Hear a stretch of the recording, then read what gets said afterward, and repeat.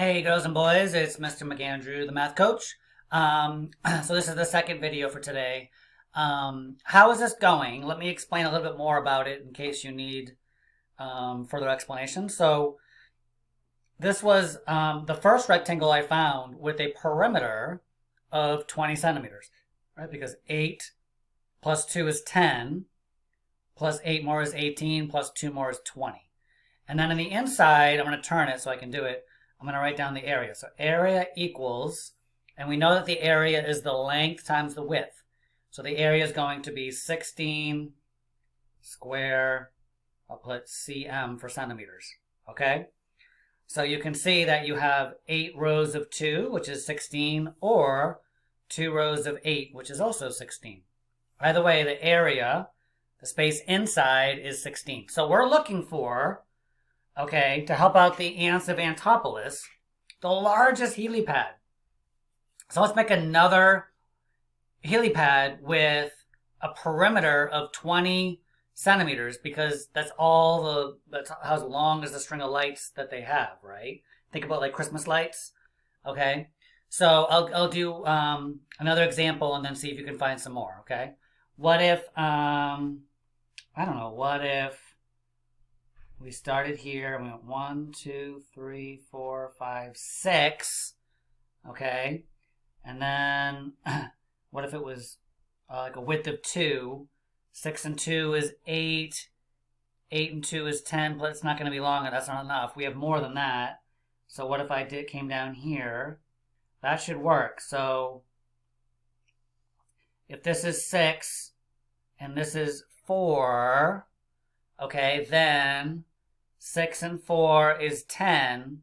Now if I double that, I get 20, which should work because look, I'm going to double the 6 and I'm going to double the 4. Because if this is 4, this side's 4. And if this length is 6, then this length is 6. Okay, and 6 plus 4 is 10. Plus 6 is 16. Plus 4 is 20. So this also works. So the area, what's the area of this rectangle? If you multiply 6 times 4, you get 24 square centimeters. Okay, so when you find the area, you're only multiplying the length times the width. Don't forget about your reference sheet. Oh, here it is. Okay, keep this handy. You're just doing length times width. But with perimeter, you need to add them all up because it's the distance around the entire rectangle. If you were to multiply 6 times 6 times 4 times 4, you get a huge number. That doesn't make any sense, right? There's not that many square centimeters in there. In fact, you could even count them. 1, 2, 3, 4, 5, 6, 7, 8, 9. You'd end up with 24. Okay? All right, so see if you can find a few more rectangles. Now, this rectangle with a perimeter of 20 has a greater area than this one. So far, this is the one with the biggest area. And the ants, they want the biggest helipad we can possibly make them. All right, so find a few more. That means you are going to stop the video, all right, or just pause it. Okay, work on this for maybe like, a few minutes, 4 or 5 minutes. See what you can come up with, and I'll see you in a few minutes. Okay, all right, good luck. Very important that you do this. Okay, if you just watch me do it, it gets boring and your brain's not going to really grow. Okay, so try it out, find some more rectangles, make sure the perimeter is 20, and then find the area. Okay, good luck. Have fun. Bye-bye. All right, if you haven't paused the video yet and done the work, go ahead and do that.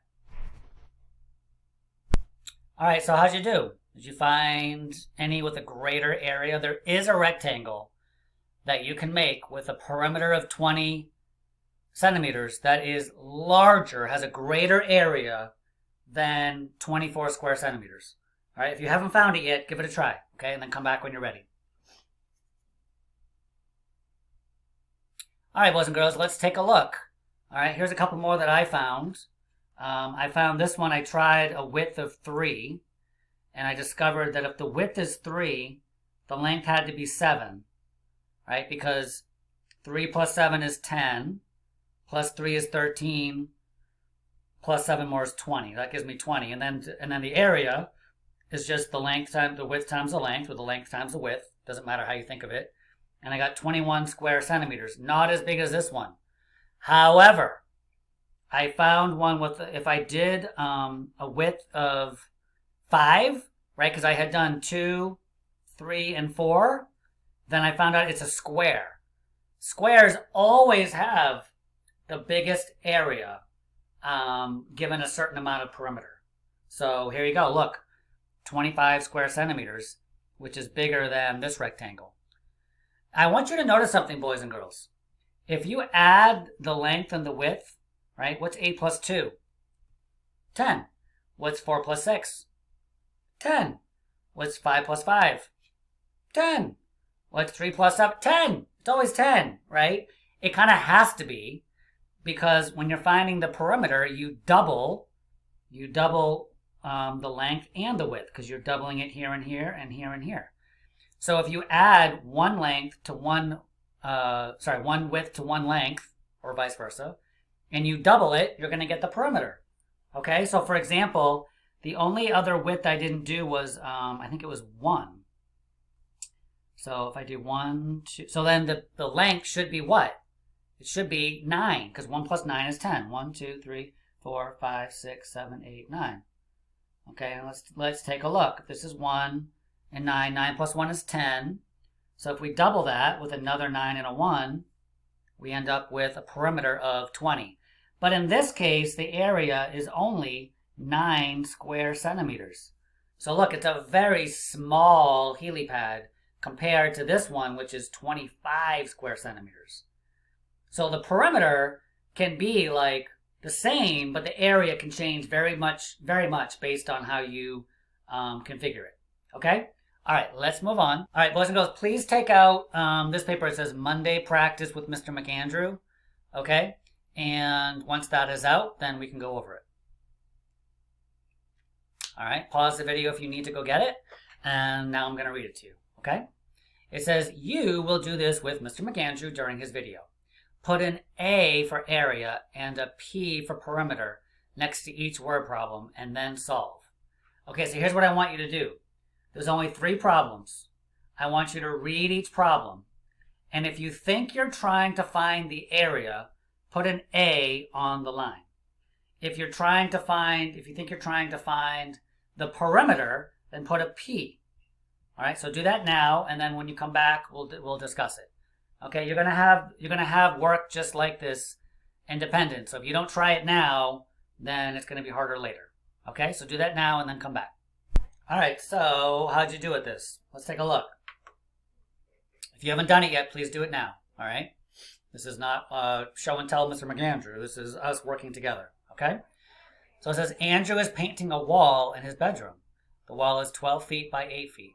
How much of the wall will he paint? All right, so we're talking about a wall. So I always like to draw a picture, right? It's a wall. Let's say this is 12 feet.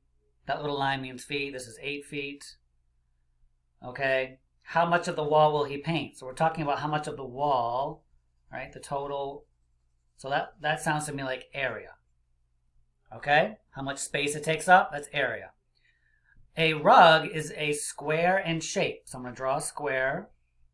And this will help me solve it later, boys and girls. One side of the rug is 13 feet.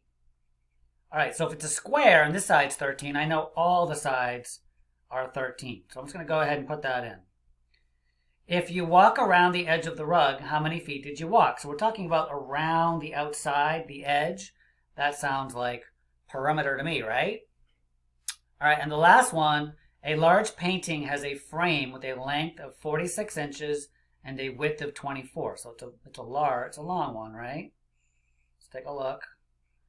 And it has a length of 46 and a width of 25. Okay? What is the area of the painting? Well, it tells you right there. You're looking for the area. Okay. So now, boys and girls, what I want you to do is solve for each one.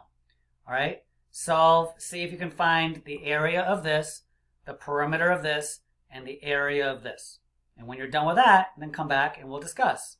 But you need to do your own work first. Okay, that's really important, boys and girls. The reason it's important is not because I'm telling you it's important. The reason it's important is because we know, scientists, educators have learned that the brain learns when you actually do something, not when you watch somebody else do it all the time. So like when I used to be a kid and I would not drive, but I would be like in the back seat or the passenger seat, I didn't know where anything was. I couldn't, and then when I started to drive, I was lost all the time. But once I did it myself and I started to like figure it out, then it all made sense. Okay? So here's your chance to get in the driver's seat and try this out. Okay? So find the area and perimeter and then come back when you're done. All right. Bye-bye.